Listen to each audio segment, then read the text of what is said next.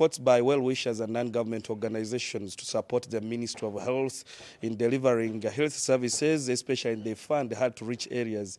In Entebbe here and Wakisa at large, we know very well that landing sites and islands still remain very crucial in of finding challenges in accessing these services. Yeah, that of course includes the reproductive health services, among others. But one among those organizations here in Entebbe is the Family Medical Point, which is a non-government organization that has been delivering these services. But of course, challenges still remain, and this is what we want to understand this beautiful morning. I am joined by the programs manager for Family Medical Point, Madam Pauline Inawile, to just paint and give us a perspective on how this is a challenge. Good morning, and thank you so much for joining me on Morning at 10 TV.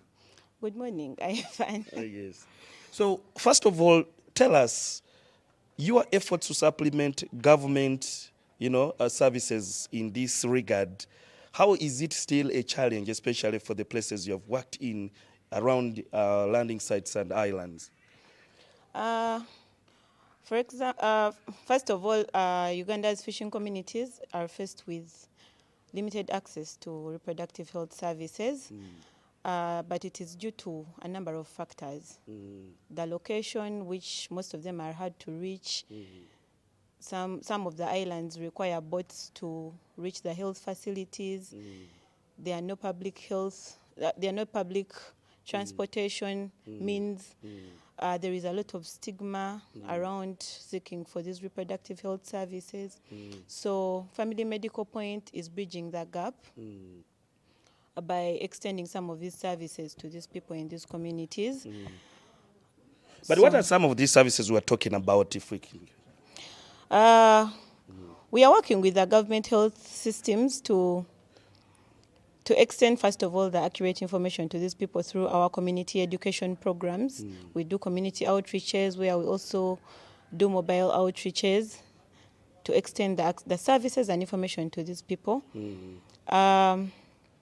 We are also building the capacity of health workers to be able to provide accurate sexual and reproductive health services to the people in these communities.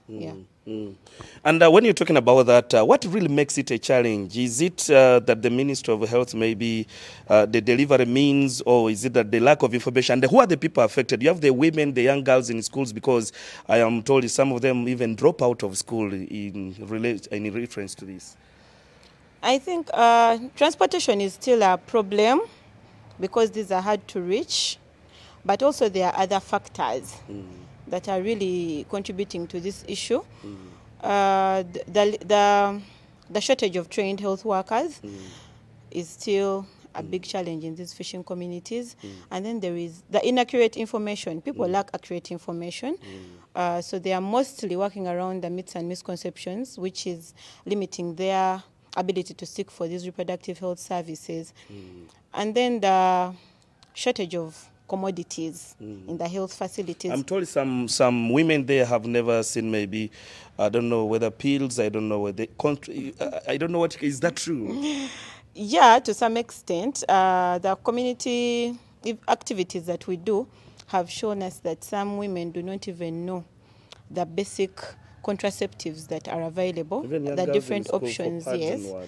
Yeah, so this is still a problem, and also since we always also go to schools to conduct health talks, we've realized the shortage around menstrual health products.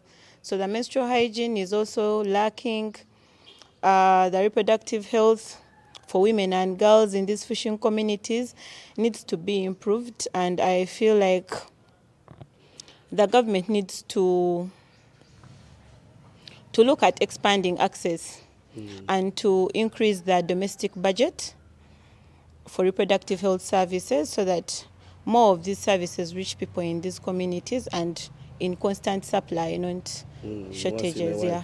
We understand that, of course, there is a lot, especially for the young people in schools and the rest, but the debate around contraceptives and, abortion still lingers, especially because when you go to these places, young girls produce.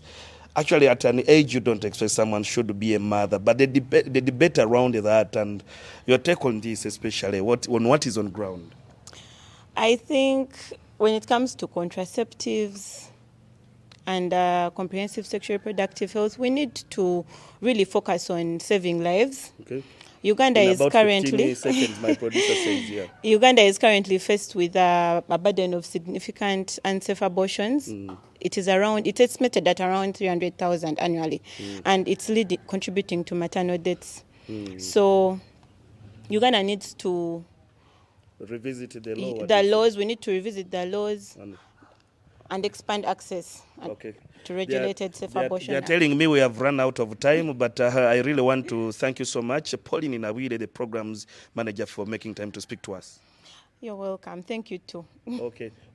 Well, of course, the conversation is still around reproductive health and just insights from some of the people, NGO that supplements government in giving these services to the fund hard-to-reach areas. And now, this conversation will switch gears to Mbarara. My colleague there on standby to just give us also what is happening in Mbarara. If you can get my voice, please pick the conversation away from me, and good morning to you, our audience.